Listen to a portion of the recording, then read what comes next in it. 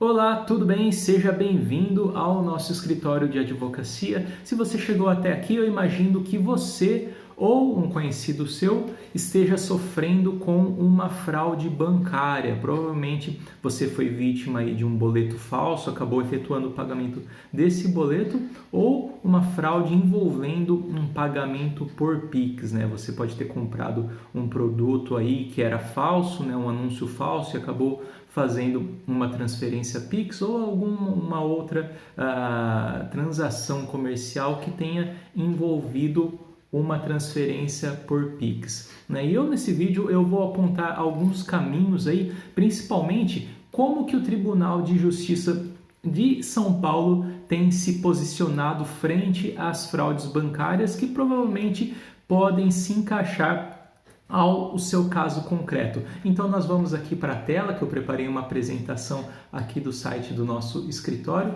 para que você possa entender melhor como que os juízes têm se posicionado, né? Como que os tribunais têm se posicionado nestes novos entendimentos sobre as fraudes bancárias. Eu deixei aqui o site do meu escritório, em que você pode ir lá encontrar mais conteúdos, né? Tem as nossas redes sociais também, o nosso YouTube, o nosso Instagram, o próprio telefone, que também é o WhatsApp. Se vocês preferirem, podem também enviar um e-mail para o nosso escritório, né? Nós somos especialistas em direito bancário, aí abrangendo tanto pessoas físicas quanto as empresas, as instituições, e também no direito empresarial para pequenas e médias empresas, né? O Tribunal de Justiça, ele tem se posicionado a favor das vítimas de fraude bancária. Então essa é uma informação muito importante que eu preciso deixar claro aqui para vocês. Lógico que cada caso é um caso que precisa ser muito bem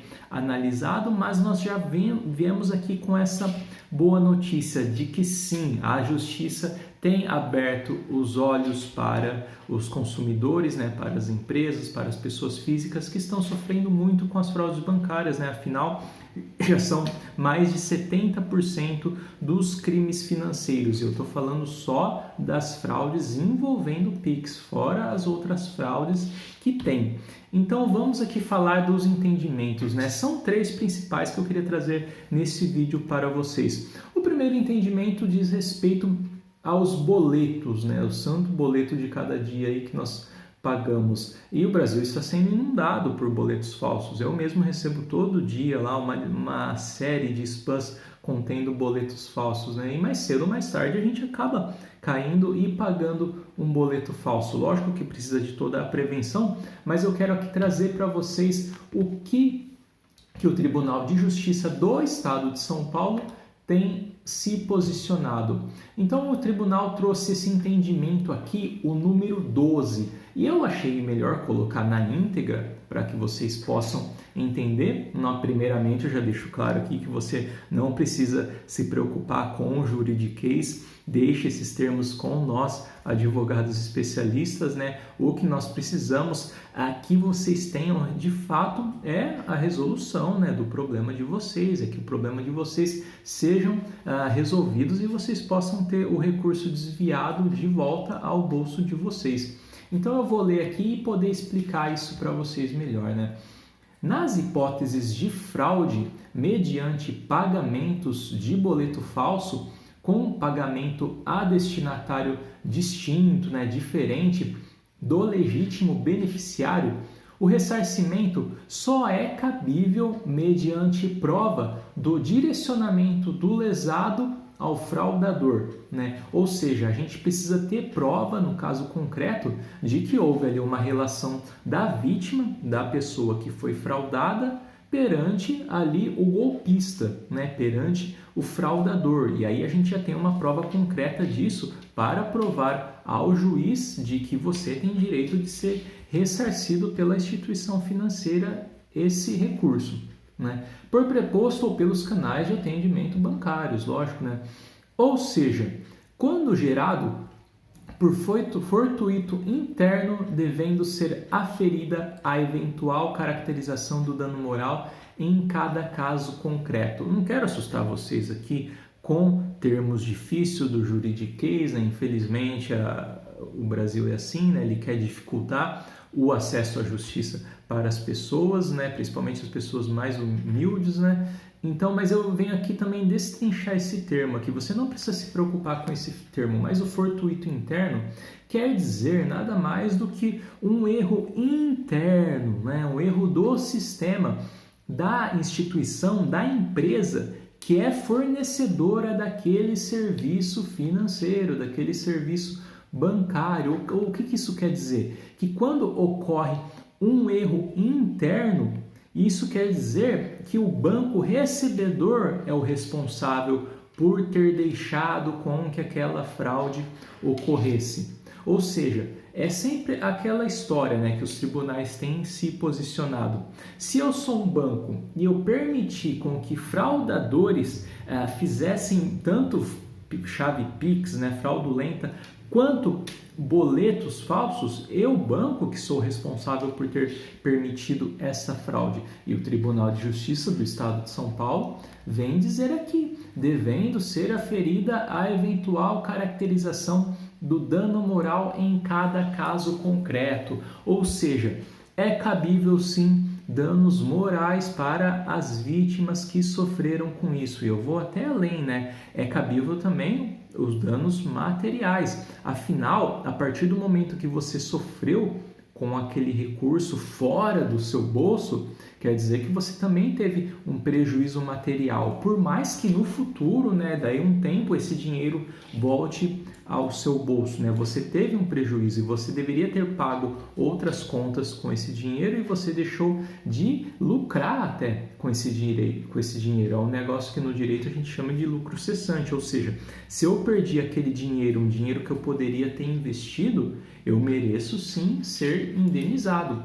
E sem falar também um terceiro reflexo, porque o dinheiro ele sofre variações ao longo do tempo, sempre positivo, né? Por conta da nossa inflação. Ele perde o seu valor no tempo. Então ali, se eu paguei um boleto de R$1.000, daí 1, 2, 3, 4 meses, não significam mais R$1.000, significam 1.000 e tantos reais. Afinal, o dinheiro foi desvalorizado ao longo do tempo e acabou ficando mais caro, né? Acabou subindo de preço. Bom, e em segundo momento, né, quer dizer a respeito ao golpe do motoboy. É um golpe muito em alta e, infelizmente, principalmente em relação aos mais idosos, né, que são pessoas ali que têm uma confiança maior, mas ao mesmo tempo, infelizmente, um pouco mais ingênuas, né, devido à tamanha bondade que elas têm no coração. Então eles acabam caindo no golpe do motoboy.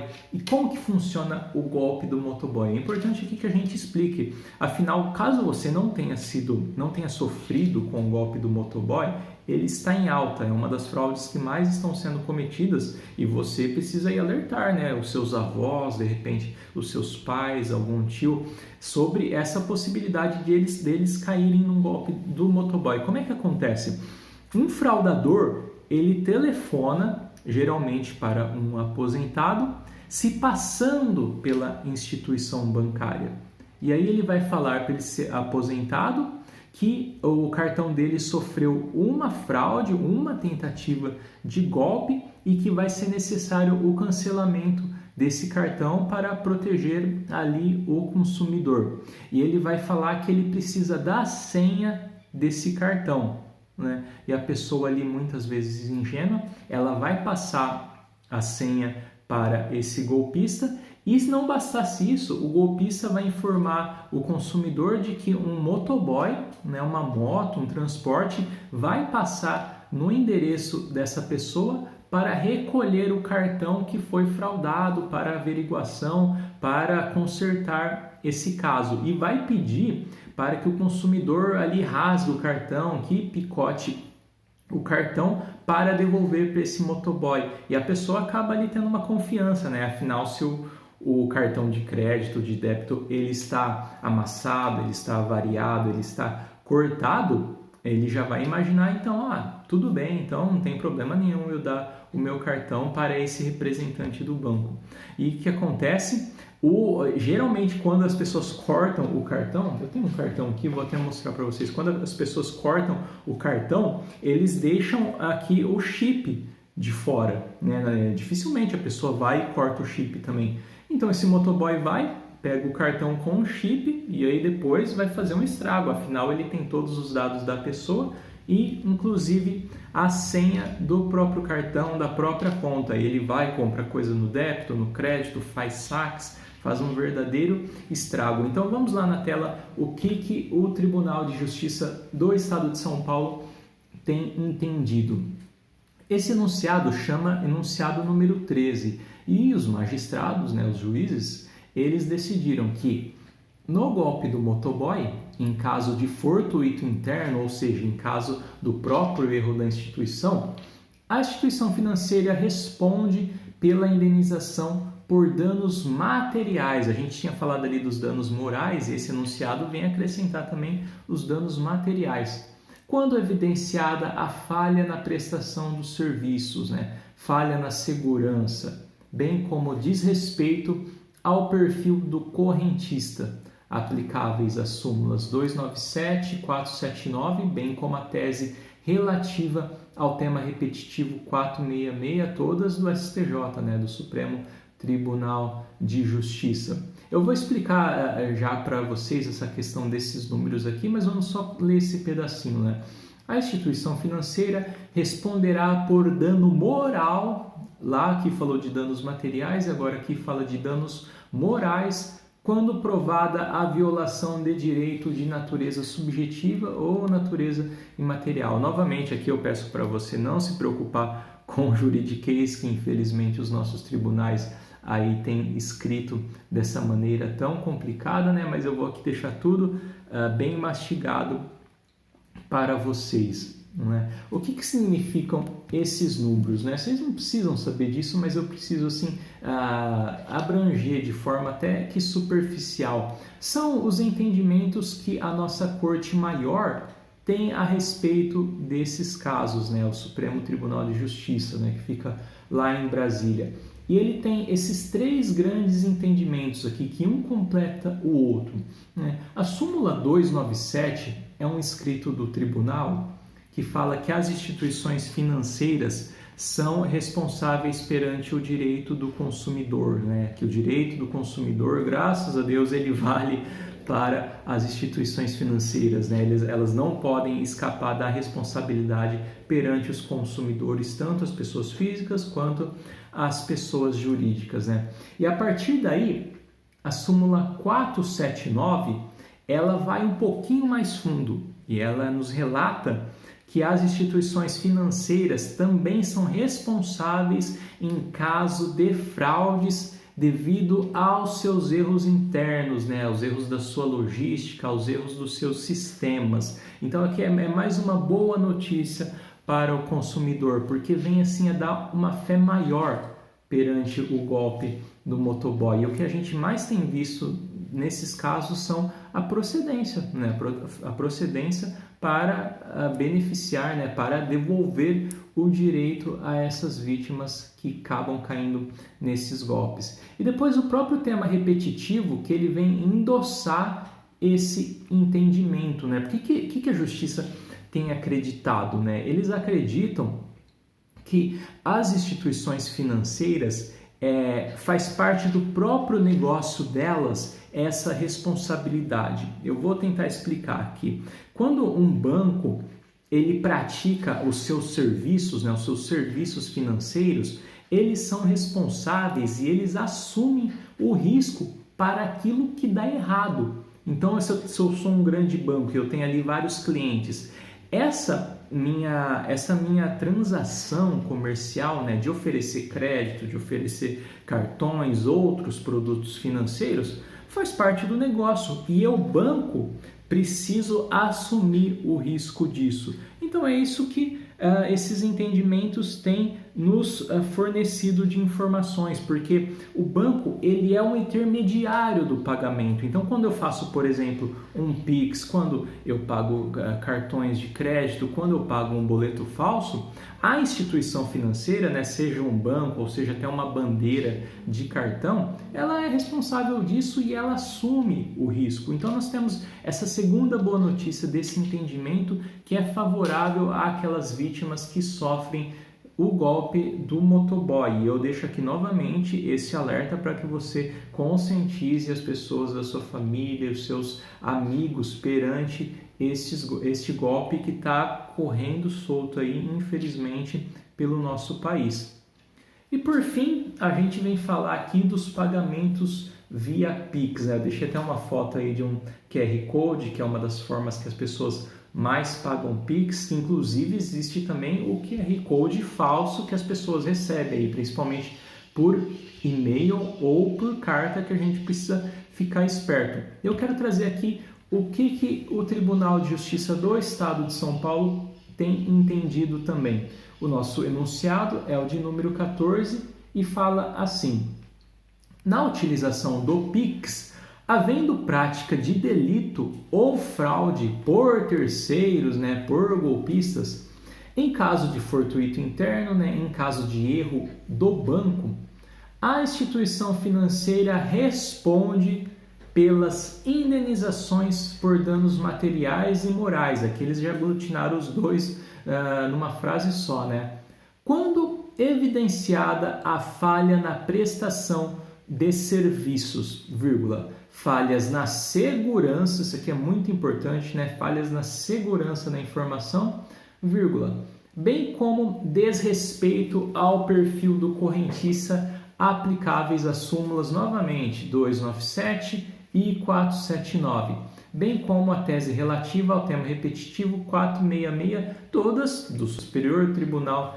de Justiça lá de Brasília. Aqui nós já comentamos as súmulas, esse entendimento que vocês têm, que vale também para o golpe do motoboy, para os boletos falsos, para os golpes envolvendo transferência Pix, mas eu queria acrescentar aqui um detalhe, Além dessa questão de que o banco recebedor, a instituição financeira recebedora, é responsável por ter deixado que golpistas utilizassem ali o sistema delas, o aplicativo delas, ter feito chave Pix, fraudado um monte de gente, também o banco é responsável pela segurança da informação por deixar que um pagamento Pix ter sido realizado, ter sido fraudado, diferente do perfil do correntista. E aqui tem esses dois lados, Tanto a pessoa vítima, que ela teve ali muitas vezes o golpe realizado fora de um horário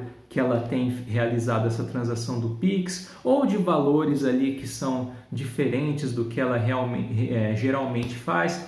Por exemplo, a pessoa ela utiliza o Pix somente para fazer pequenas compras ali, fazer uma compra num restaurante, entregar comida, ali questão de 30, 40 reais, 50 reais por dia quando faz, e de repente ali vem uma fraude de 200, 500, R$1.000, quer dizer que foi bem diferente daquele perfil do correntista, da vítima de fraude Pix. E também lá na outra ponta, do banco recebedor, porque o banco ele deixou que fraudadores abrissem conta nesse banco recebedor do Pix de uma maneira muito fácil, A gente está vendo como que hoje as pessoas conseguem abrir conta digital através do celular, ali em menos de 5 minutos você já abre uma conta, através ali de uma foto da face da pessoa, da cara da pessoa, ali simulando, ali preenchendo alguns dados. Então está tendo essa falha na segurança da informação.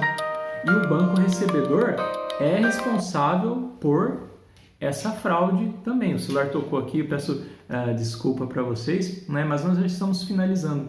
Então, basicamente, são esses 3 enunciados que eu queria trazer aqui para vocês, e nosso escritório está aberto aí para as eventuais dúvidas que vocês forem ter. Nós temos aqui o nosso site, né? Você pode entrar lá e obter mais informações, e os nossos outros canais de atendimento, né? Além de você poder preencher um formulário no site, você também pode entrar em contato por telefone, WhatsApp, o nosso Instagram também está aberto ali, tem muito conteúdo bom, ou o nosso próprio e-mail, tá bom? Muito obrigado, estamos sempre à disposição. Um abraço.